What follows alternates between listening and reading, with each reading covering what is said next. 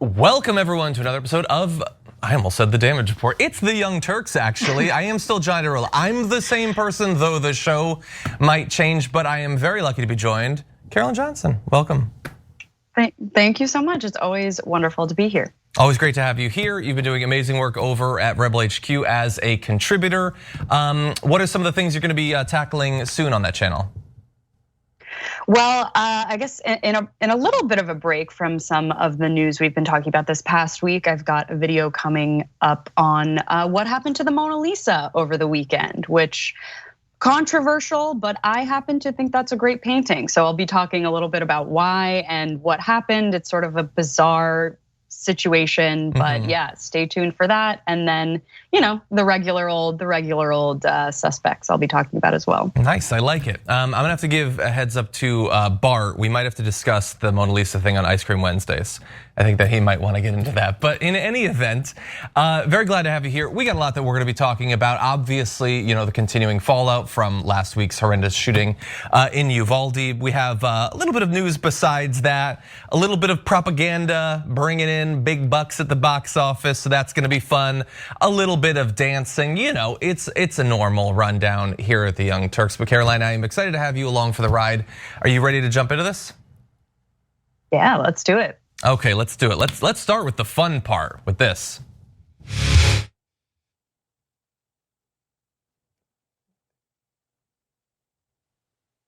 So what you saw right there was Joe Biden, who made the decision that since he is president, he should probably do something every once in a while. So he traveled to Uvalde to go to a memorial for those who were tragically killed last week, to listen to the concerns of the people there, and they provided those concerns, saying, do something, do something, do something. The exact same chant that we and our viewers have been sending towards Joe Biden for months and months and months. And he said, I will. He in fact gave a thumbs up to the crowd and said, I will.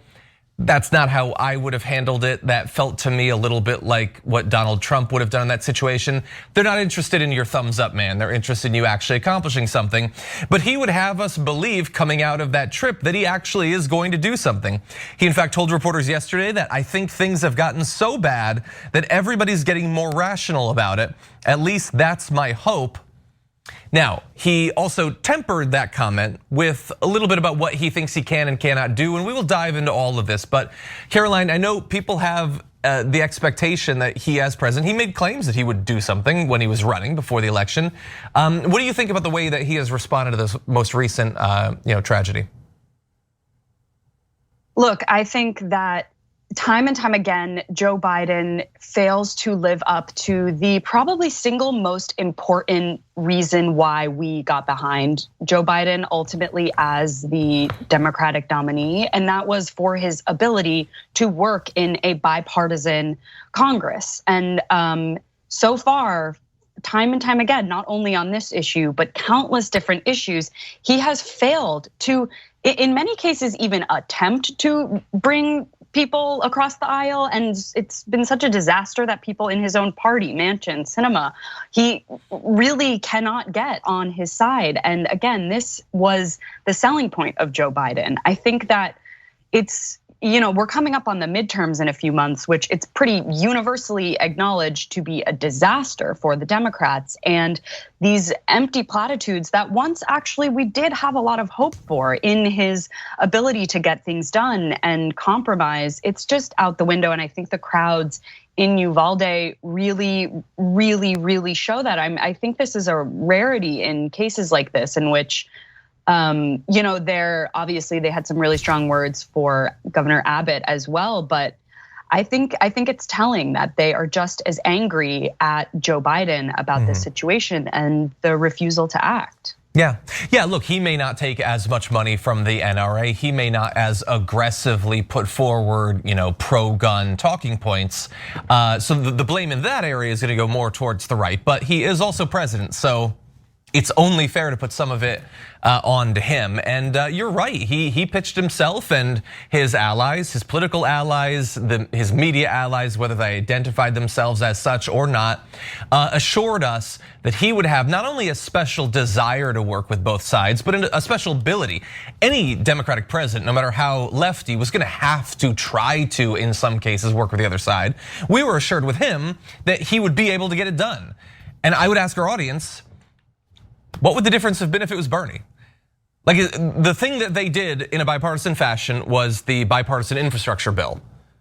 Are they implying that Bernie couldn't have gotten that particular bipartisan infrastructure bill passed that effectively handed huge quantities of money over to special interests? Like, some of it's gonna have good effects, sure, but there's not a lot of corporate interests that were offended by the nature of that bill. I feel like Bernie could have gotten that done. At some point, Joe Biden is going to have to demonstrate where these supposed extra skills lie. And in a time where he's saying we're growing more rational about things, maybe he can grow a little bit more rational about the chances of successfully working with the other side. But we'll see. He has a slightly different view of the other side than I do, and he's gonna articulate this here. He goes on to say, some of this is good, some of it is bad.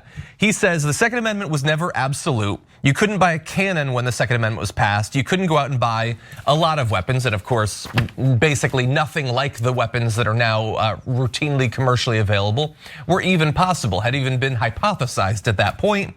But he does go on to say, I can't dictate this stuff. I can do the things that I've done, and any executive action I can take, I'll continue to take, but I can't outlaw a weapon. I can't change the background checks.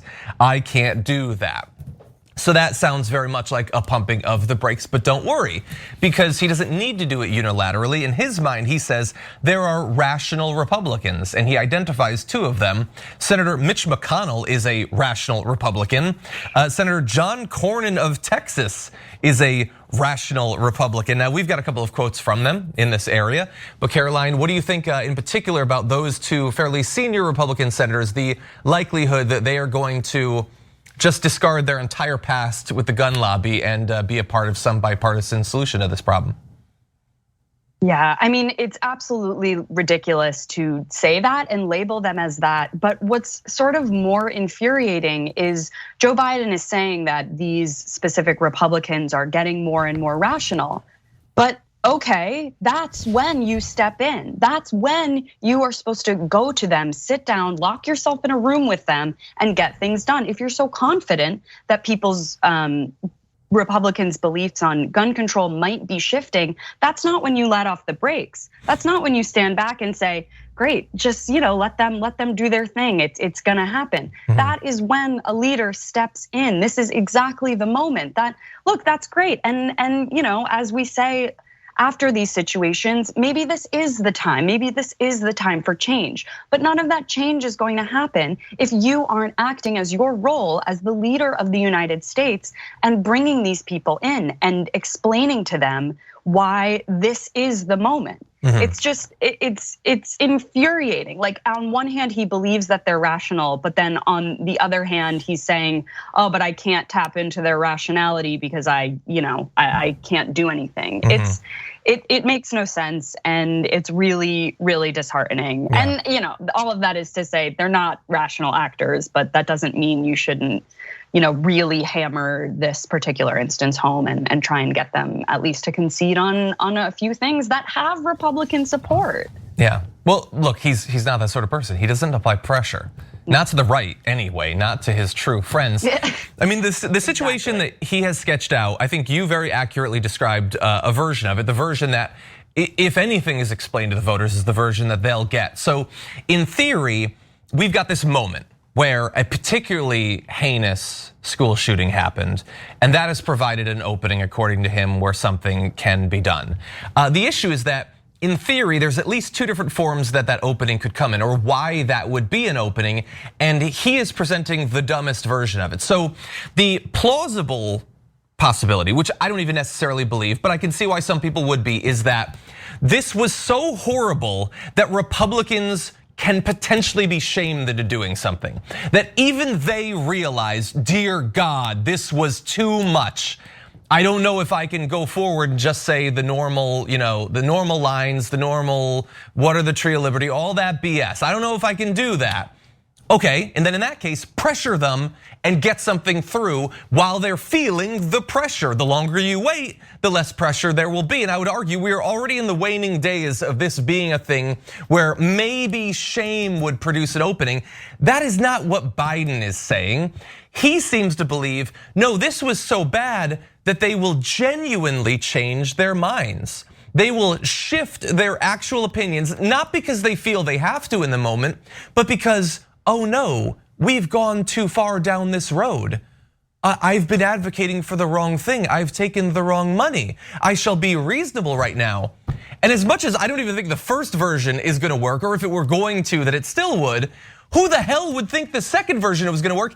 And that is what the media will say, because they have this myth that there are reasonable Republicans, some sort of old school, early aughts version of Republicans that might disagree with us on a few things, but we all just want to make the country a better place. And that just is not real. That it's such like a Candyland fairy tale version of how politics actually works. And that's the one that the president, talking about people becoming increasingly rational, is pushing right now, Caroline.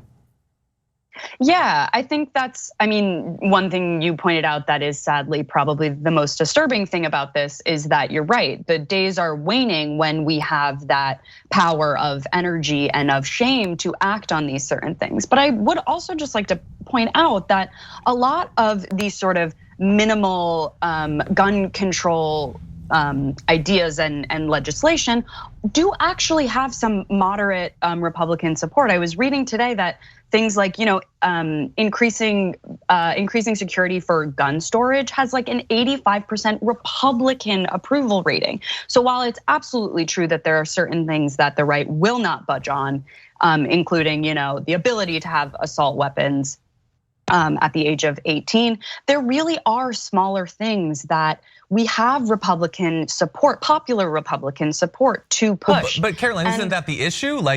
So I think you're right. I think that I think you could list probably quite a few things that the vast majority of Republicans would approve of. But when you say Republican support, as you identified, you mean Republican voters. What is the increase in gun security support amongst Republican senators? That's actually a good question that I am not certain of, because this just goes back to the problem of our current political system that is so invested in tearing each other apart and not leaning into the fact that there is so much popular support for certain gun control legislation. But you're right, it doesn't even matter in our current system if 85% of Republicans want something when their leaders are beholden to, not just the NRA, but different moneyed interests, gun manufacturers, et cetera. It really does expose our government isn't interested in solving any of these life-threatening issues. They are invested in tearing us apart when, I happen to think, and I think this particular Uvalde shooting has really changed my perspective a little bit in that, we're living in, this is just an untenable situation for our country to be in. And the more this happens, the more that I just have to sit and rack my brain and wonder how we can get out of it. Because I think it's very clear that our senators, of course, mostly on the right, but even some on the left, maybe it's not in their interest to help us with these gun control laws. And so for that reason, I'm really trying to look inwards, look to my community, my local government to start those changes there. Because as far as I'm concerned, 85% popular support for certain gun control restrictions, and that doesn't move the needle a little bit. John, when do we sort of give up on our senators and really just turn locally, turn inward? And that's super depressing, and I hate that, but I think you're right. And you're right to point people in that direction, because I think it's far more efficient in terms of time, energy for what the potential outcome might be. I personally, as long as I can, I'm gonna go at it from the point of view of Littlefinger from Game of Thrones. We need to fight every battle all the time. Unfortunately, that is a recipe for burnout. And burnout isn't necessarily a thing that just all of a sudden you're done. You can see its toll physically on what's left of my face. But yeah, I agree. I think that a lot of people can have a much stronger personal impact by going to the local level, the state level. I don't disagree with you there. Really fast, I want to jump ahead to the chart that we have, graphic 10, to demonstrate a point that Caroline and I were talking about earlier. This is a graphic that I showed on the damage report this morning. This is social media engagement in the wake of different mass shootings. And so there's a lot there to cause you to lose faith in humanity. The Buffalo shooting, it actually did not generate that much talk, despite how horrendous it was, the very clear political motivation of it. A couple million mentions for a couple days, and then that immediately tailed off. Parkland never reached the peak of Uvalde, although of course it was years ago. Social media didn't have as much penetration back then, but it lasted quite a while. Uvalde got a lot of discussion for several days, and now it's down to almost nothing. So look, we're still talking about this because we believe maybe something can be done. We're certainly not chasing eyeballs, because unfortunately a lot of people who are not 100% tapped into politics have moved on. And it will soon be the case, unless Biden suddenly wakes up and decides, oh wait, I am actually the president, maybe I should do something, that we are going to have to go back into hibernation and just hope that the next massacre is whatever that threshold is, whatever the line is, that will be the thing that causes the Republicans to finally see sense, or at least be shamed into not opposing us. We're gonna have to see what that's like. And we will eventually reach it, by the way. As horrendous as Uvalde is, Caroline, you and I perhaps will do a show someday where we'll be covering a shooting that's even worse, where more kids will have been killed in a more horrendous situation. Maybe it'll be a church, maybe it'll be a restaurant, I don't know. America provides a lot of outcomes. They're all bad, but the setting changes. Anyway. Yes, absolutely. No, continue, sorry. No, I was just gonna say, I think the one thing that may prolong this conversation is the investigation into the police department. I think there are some current updates that are saying that the Uvalde police is not cooperating with the federal investigation as of like a couple hours ago. Definitely need to be fact checked on that, but that might, the just police absolute bungling of this situation might be something that prolongs this conversation. And it's awful, but anything to keep in the media. I think that you're right. I think that there's a very good chance of that happening, and fingers crossed that will help to provide some positive outcome. My fear that I expressed on the power panel last Friday was that the more we focus on that, the more, whether explicitly or implicitly, it trains people that the issue here was that the cops didn't do their job. Ergo, the solution is the cops do their job. But that's not the solution. The solution is not more cops or better equipped cops or faster response times on cops. That might be the only situation we have, considering the horrible status quo that we've created. But the solution was for this guy to never have a gun in the first place. And so I'll take it if that's the only thing that will keep people invested, but I am a little bit worried about where that could go. In any event, why don't we move on to our B block? I think that we have a little bit of time for another story, and it's somewhat related. So I like seeing politicians get booed. We showed Biden. Let's move now to this.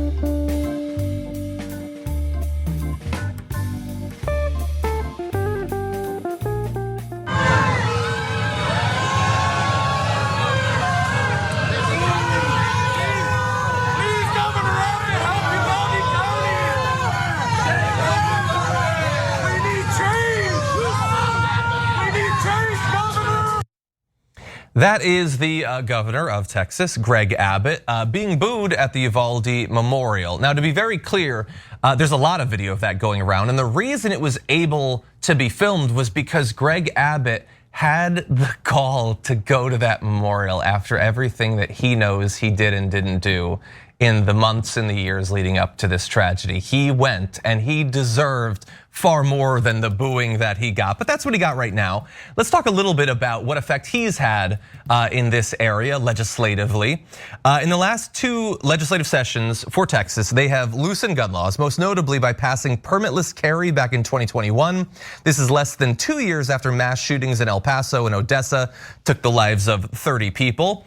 And while we are going to talk about mass shootings, for very good reason, especially in the context of Texas. Generalized gun violence, especially against kids, has also gone up in Texas. Annual child gun deaths there have more than doubled just while he's been governor. Deaths for children 17 and under went from 54 back in 2015 to 146 back in 2020, which is the latest year that we have that data for the CDC. Youth gun deaths rose every year over that period except one, and they in fact have more children dying by gunshot than any other state. But despite that, they have still been loosening gun restrictions, I guess believing that, sure, there are a lot of bad guys targeting kids there, but perhaps if the kids just get their hands on some firearms, we can stop the needless additional 100 or so deaths per year. Now, we have other updates in terms of what he's done, the funding that he's cut, but Caroline, I want to give you a chance. What do you think about Greg Abbott managing this period immediately following the shooting?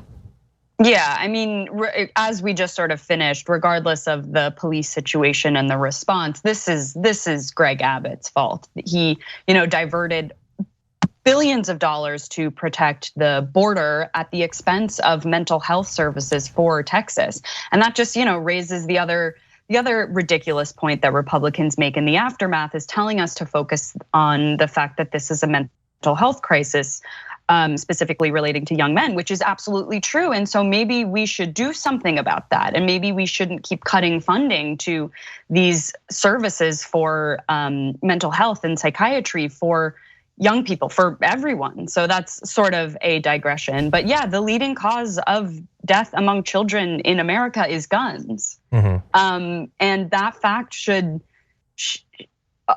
haunt us. I'm sure for many of us it does. And I think going back to this video, what I think is really, really strong and important about this video is that those are Texans. I mean, as far as I believe and can tell, those are Texans there. Those, oftentimes the right claims that, it's the blue states are driving this conversation and let us do what we want in our red states. But those people, I can't say for certain, but those people are community members of Texas. They are not,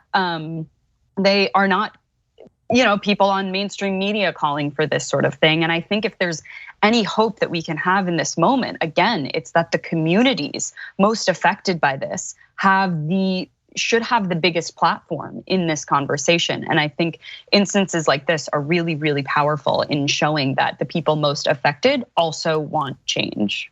I agree. Yeah, and I like having those people there to give that response. I hope that they pressure their state legislators. I hope that they pressure officials there in Uvalde. I hope so. We can talk a little bit about what they're trying to do. Democrats in Texas are trying to call for an emergency legislative session. So bear in mind, they've already done an emergency legislative session in Texas recently because they just had to pass a bill to suppress the vote.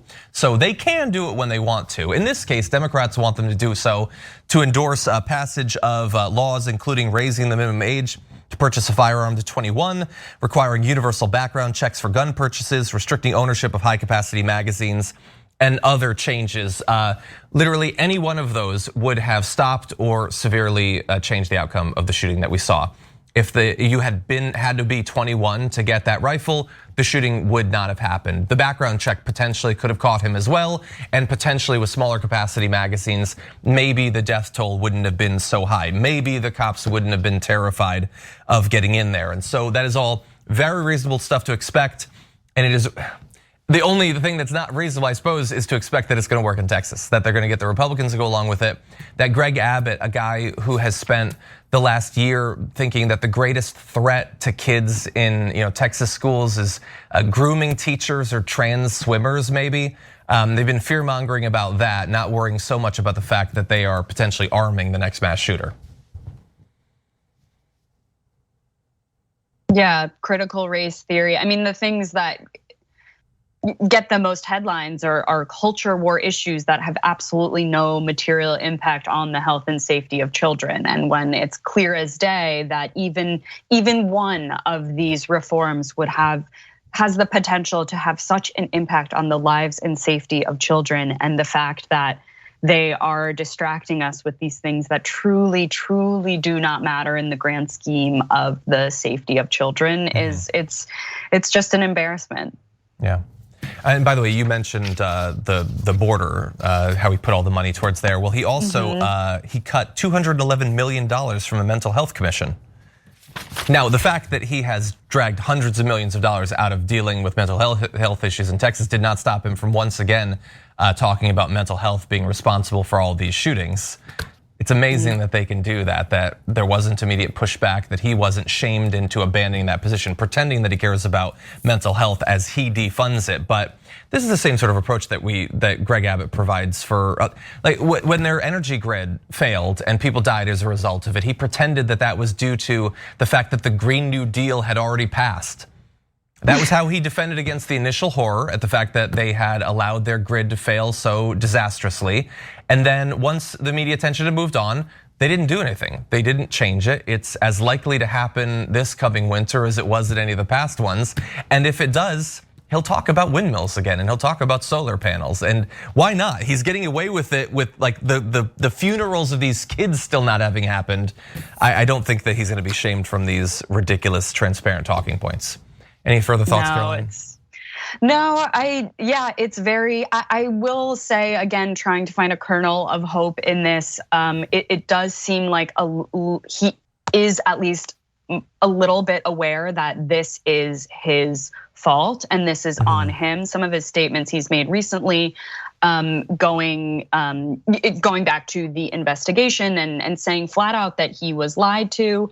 I do think that we can find tiny threads of a shift happening. But again, if the pressure isn't there, and if people like President Biden and other senators who so far have shown interest in having bipartisan talks about this, if they don't keep that pressure on, then any sort of kernel of hope we have is dead in the water. So I think once again, circling back to the Democratic response, we need to take these little clues as far as we possibly can that this might be it. Every single time this happens, we have to approach it as this might be the one that we finally get change here. And I do think there is some hope to be had in his recent statements, in the fact that he is going to these funerals, in the fact that he, video conferenced into the NRA thing, which again is cowardly. But at this point, I will literally take whatever I can get. Okay, I like the optimism. We'll leave it with that. We're gonna respond to some of your comments in the social break. When we come back, we got a lot more to talk about, so don't go anywhere.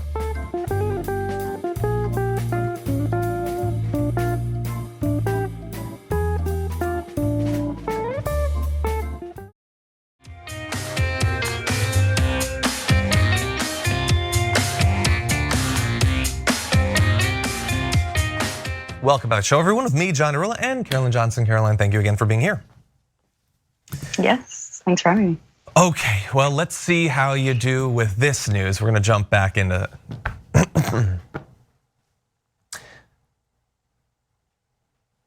you have a thing? There we go. A far-right organization operating in Missouri called Liberty Alliance has decided to warn people about spots in their state that might be too woke. And so they've put together a map. It's got 12 different locations right now, although that number will grow. All of them have to do with education, effectively. And so they've got these different links and videos and tweets attached to these different locations. All of them are trashing things like critical race theory and diversity training. The information named at least 12 specific schools or school districts. And of course, bear in mind, this is coming at the tail end of, we're still talking about the fact that someone just targeted a school and killed a bunch of people. Well, these are the scary spots in Missouri. They all happen to be schools. So you can take a look right here at the actual map. It is a woke heat map. And so if you're in Missouri, watch out for that. That looks like it's just a string of locations along the highway that crosses east-west through Missouri, but that's what you should be worried about. Now, they say on their website, they are committed to fighting back against the woke agenda that's permeating Missouri. I think everybody watching this knows that Missouri is like a den of wokeness these days. They say the first step in fighting back is uncovering their crazy ideas, from critical race theory to grooming toddlers with sexually explicit books. That is why we have officially launched the Woke Heat Map, an interactive tool designed to expose the insane actions of the radical left. Insane, maybe equally insane as creating a map like this that they call interactive. It's not actually an interactive map, it's just a map. The word interactive has a definition. In fact, you could probably learn it if you went to a school rather than just demonizing them. In any event, Caroline, this is designed to, like with libs of TikTok, this is designed to provide targets for people. Karens and other conservative busybodies that want to know who to harass, who to bother, who to potentially target for violence. They now have a number of different locations in Missouri that they should look into. This is really, really deranged, disgusting behavior, especially on the heels, as you said, of this massacre last week at a school. I mean, I literally cannot think of a more convenient way to alert people to where they should target with these assault weapons. I mean, it almost, the timing of this release almost is it's too alarming. Again, when you read this story, what else comes to mind other than the fact that, we have a school shooting epidemic in this country, and now people are putting money, and there's a lot of money behind this campaign to make a convenient, if not interactive, as you noted, to make it convenient for people to see. It's almost like they are directing people who have absolutely no grip on reality and the real issues facing children in schools, and they are directing them to specific places that deserve to have violence harassed against them, at least harassed. It's mind-boggling, and again, the timing could not be more egregious. Yeah, you say it's almost like, it is almost like that. It is almost like that's what they want. Look, it's absolute madness. I want to focus on one thing. I apologize if this is a weird tangent, but I want to go back to graphic 3 for just a minute because, Liberty Alliance USA, I'm sure they consider themselves very serious. They've got really passionate advocates who are literally just spreading the exact same talking points that everyone else on the right is. It's critical race theory and it's grooming toddlers with sexually explicit books. So bear in mind, that is just, they're trying to have sex with toddlers. That's the argument that they're making. You go to these 12 different sites across Missouri, and what you will find is people who are trying to have sex with toddlers. And can we stop for a second? I might be wrong with what I'm about to say, and if I am, if you've noticed this on like right-wing Twitter, or right-wing forums, or on Tucker Carlson or whatever, feel free to correct me in the chat. Isn't it a little bit weird that apparently all across America, teachers are trying to have sex with kids? They're grooming them. Everyone on the right knows that and is very focused on stopping it. And like 4 months ago, none of them were talking about that. Is that a little bit weird? That they all accept it 100% as given. All schools are dens of pedophilia. 6 months ago, none of them said that. I mean, generally they were worried about QAnon and people eating babies or whatever, but when was the last time that we on the left just came up with a new thing? And all of a sudden we all agree on it. None of us had ever spoken about it. Now we're as passionate as can be about it. Does that strike you as authentic? I just think it's madness, but they all agree. Every teacher, I went to school, I met a lot of teachers. I wonder which of them wanted to have sex with me. It's gotta have been a couple, I suppose, just by the numbers. Anyway, if you're worried about over wokeness in your state, they actually have a form, a submission form, so that you can get something on the woke heat map. It says that we know that there are woke efforts happening all across the state. They need your help in identifying them. So again, it's the Karenization of politics, it's the busybodies. Like, you think Liberty Alliance USA is gonna be like rigorously doing due diligence on all the accusations that are made?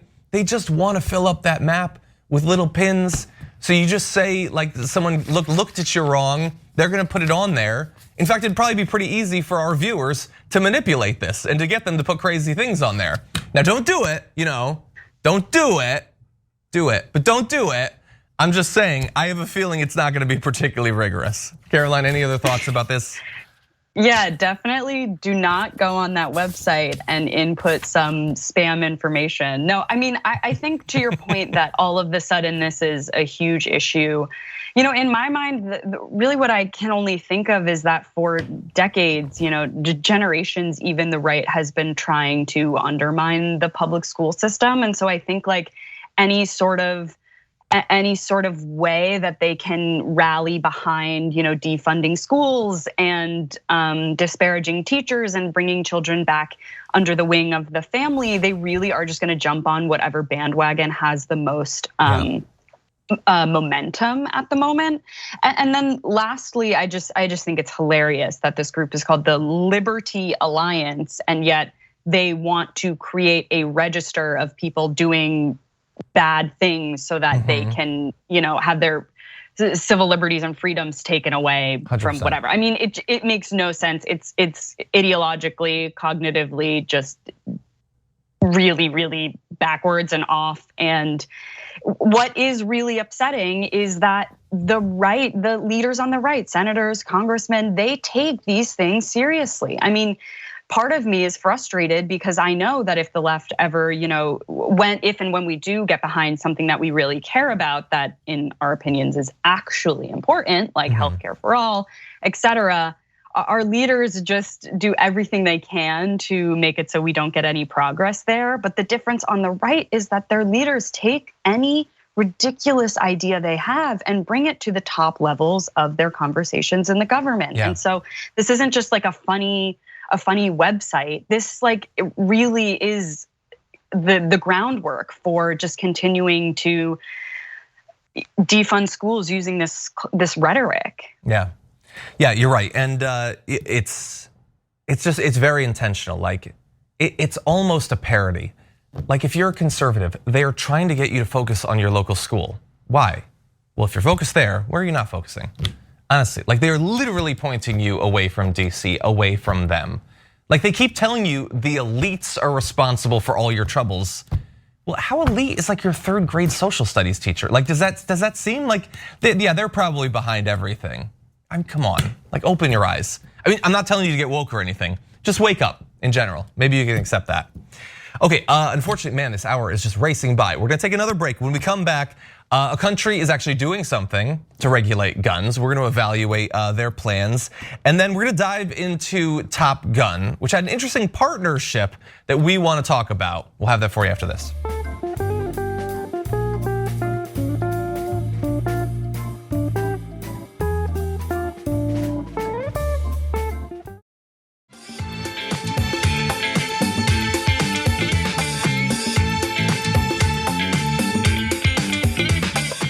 Welcome back, everyone. John Iadarola, Caroline Johnson. We got a couple more stories for you, and definitely stay around for the second hour because Francesca Fiorentini and Wazi Lambert are going to be here, and you're not going to want to miss that. That said, you ready to jump back into it, Caroline? Yeah, let's go for it. Okay, let's go to maybe something a little bit more optimistic, potentially, starting with this. We're introducing legislation to implement a national freeze on handgun ownership. What this means is that it will no longer be possible to buy, sell, transfer, or import handguns anywhere in Canada. In other words, we're capping the market for handguns. That was Justin Trudeau announcing some of the details, and there are a number about what they are doing up in Canada to deal with gun violence, going way further, lapping us, more than lapping us here in the US in terms of that. I mean, look, there's other details to it that we'll get to, but that core detail that they are ending the new sale of handguns. Caroline, can you even conceive of like, what if Beto O'Rourke said that on a debate stage? Just like the idea that we would potentially stop the sale of all new handguns. Can you imagine that? No, I mean, given what happened to him when he suggested taking away assault rifles and that sort of tanked whatever election he was running at the time, I really, really can't. I mean, we can talk further about this. I think that Canada is doing, personally, I think it's a wonderful thing. I really don't know if I don't know. I'm curious what you think, what sort of lessons we can learn from this. I happen to think our cultures regarding guns and so many things are so different that it is a little hard to extrapolate anything from this decision other than, yes, we all always want to move to Canada at any time, but yeah, let's get into it. Yeah, definitely. Look, it is at the very least a reminder that there are governments that function, whether we might agree with the particular thing that they're doing or not, and we can get into that. There are, in theory, governments that can identify a problem and actually do something to solve it. That's novel. It doesn't really happen in the US. Even in the midst of the pandemic, we had very little action from our government to do something about it. This is, I think, more immediate, faster, broader than we've seen for any problem, like since, I mean, I don't even know how much credit I want to give to the ACA. Like, it just doesn't really happen here. But let's first give people more details on what it is that they're planning to do. So Canada had already planned to ban 1,500 types of military-style firearms and offer a mandatory buyback program that'll begin by the end of this year. Trudeau said that in theory, you could keep your assault weapon, but it will be made inoperable. It'll no longer be a firearm at that point. They've also expanded background checks, and Trudeau had this to say about the changes. We cannot let the gun debate become so polarized that nothing gets done. We cannot let that happen in our country. This is about freedom. People should be able to go to the supermarket, their school, or their place of worship without fear. And it's expected that all of this is going to pass because of the nature of their government at this point. And look, there's a lot that's different about Canada from the US, obviously. It's not that nobody in Canada has a gun. Nobody wants to defend their home. Nobody goes hunting or sport shooting or anything like that. It doesn't feel, at least as an outsider to Canada, that there is the obsession, like the worship of firearms, the deliberate attempt by right-wing media and politicians for many, many, many years. And by the way, aided by the Democrats up until very recently. Democrats, like, we now think of them as being more opposed to guns, but they were super defensive on that up until the very recent past. Convincing people that a gun is not just a symbol of liberty and freedom, it's the only thing that will keep it. It's the only thing stopping the US from devolving into tyranny or whatever. I don't think that they have the impact of political money coming in from the gun lobby, or just the gun, like the equivalent of the NRA being so influential on the political culture of the right, Caroline. So as you said, it's difficult to know exactly what lessons to draw from this because there is so much different between our two countries, despite the fact that we border each other. But they are going very far. There's a lot of different components to this.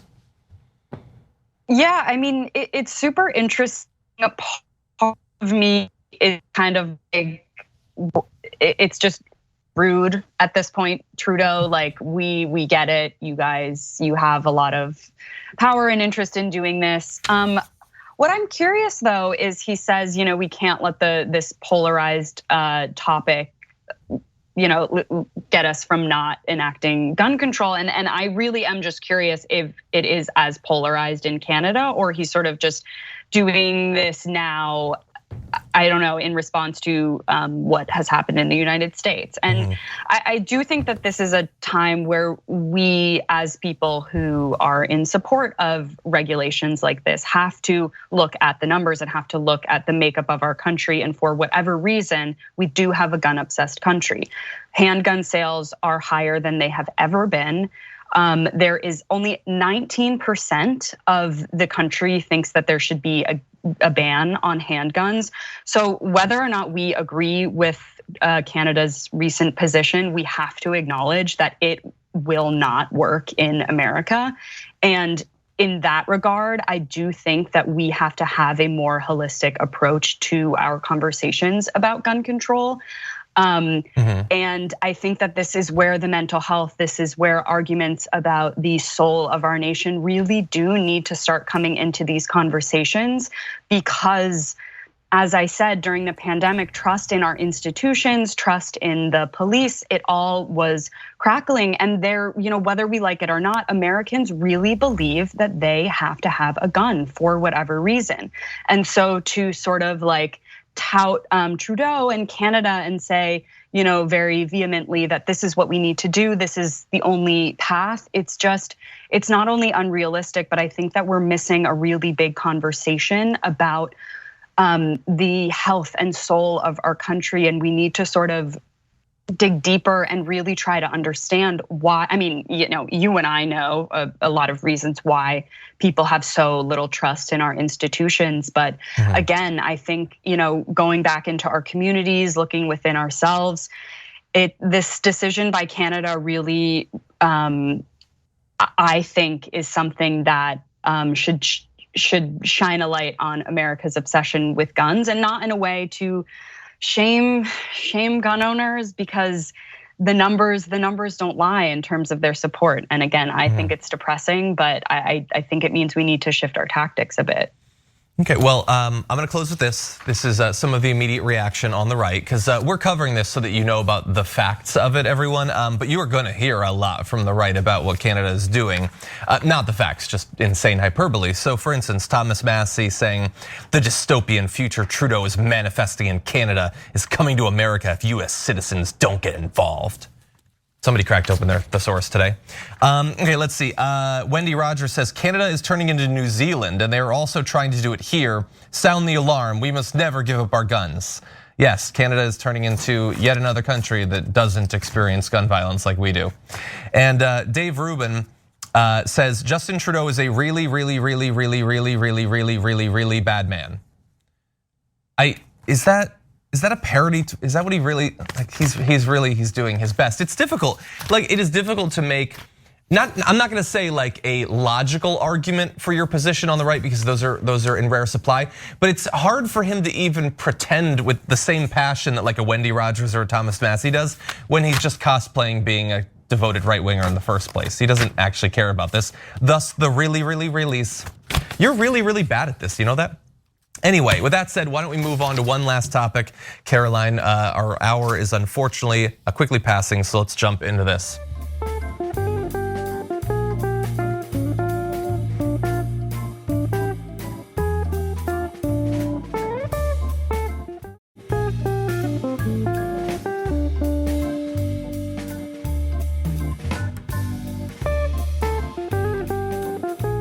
After many years, Top Gun has finally gotten a sequel, Top Gun Maverick, a sequel to the 1986 action film. It has come out, and it is raising concerns, initially raised after the first movie, that the close relationship between movie producers and the military might not be the best thing. But first, let's give you a little bit of the trailer so you know what we're talking about.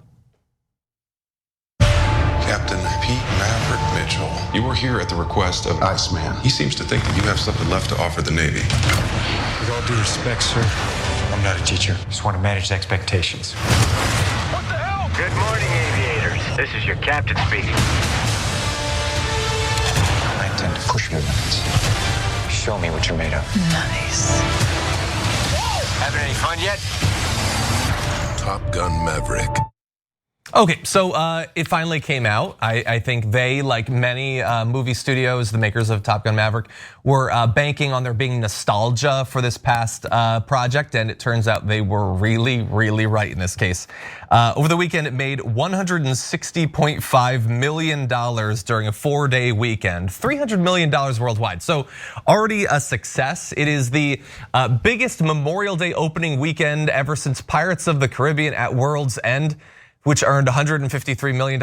Really, did that earn $153 million? But here's the issue. Like with many movies featuring military hardware, planes, vehicles, those sorts of things, this was not done independently of the military. There was a partnership there. In fact, they worked with the Department of Defense, as many movie producers do. Top Gun Maverick received support from the DoD in the form of equipment. They got jets and aircraft carriers, personnel, people who could provide technical expertise.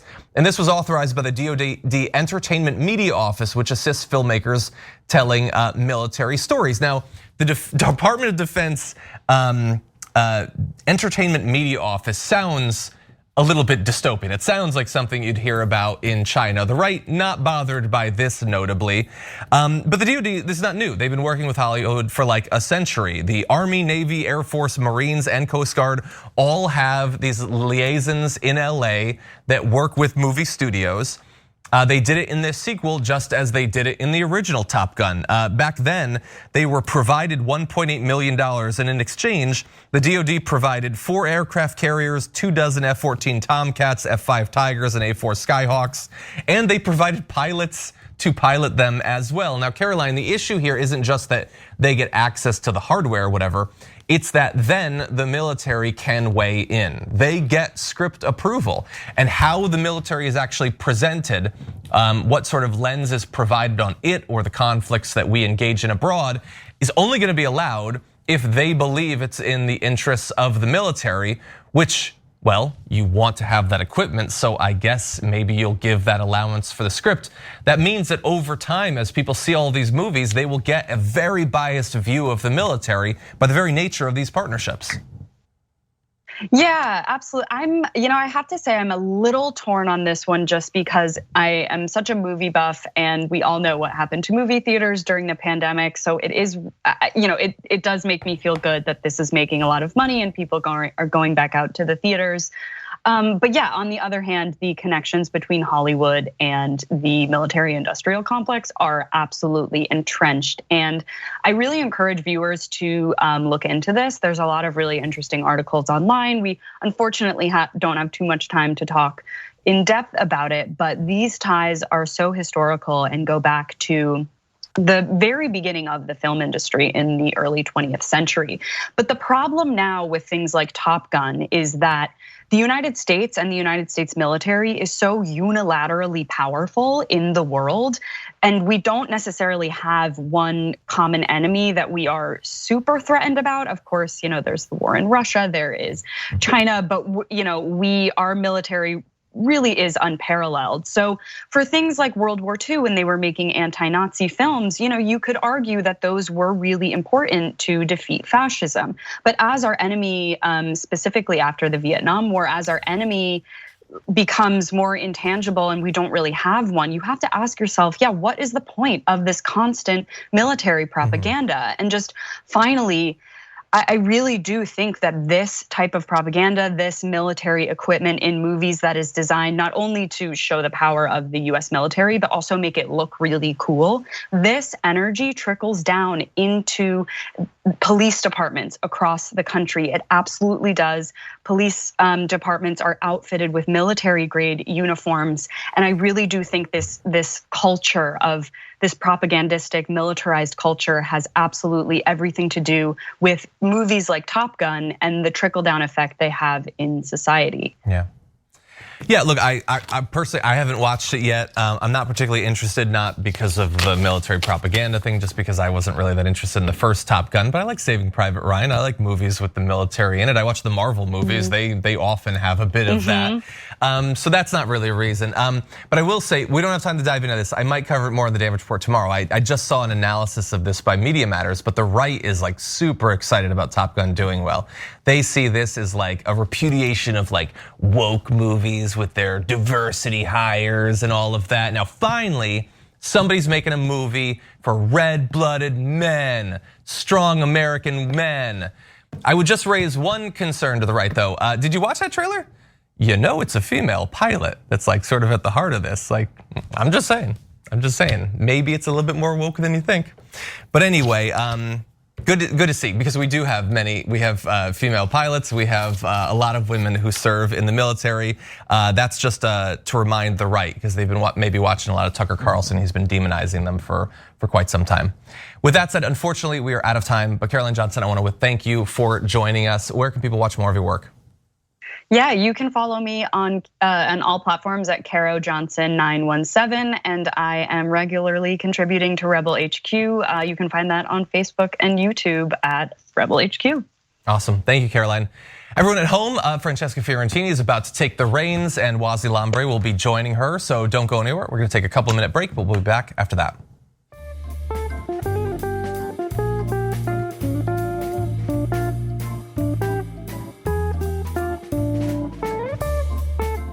Thanks for listening to the full episode of The Young Turks. Support our work, listen ad-free, access members-only bonus content, and more by subscribing to Apple Podcasts at apple.co/TYT. I'm your host, Cenk Uygur, and I'll see you soon.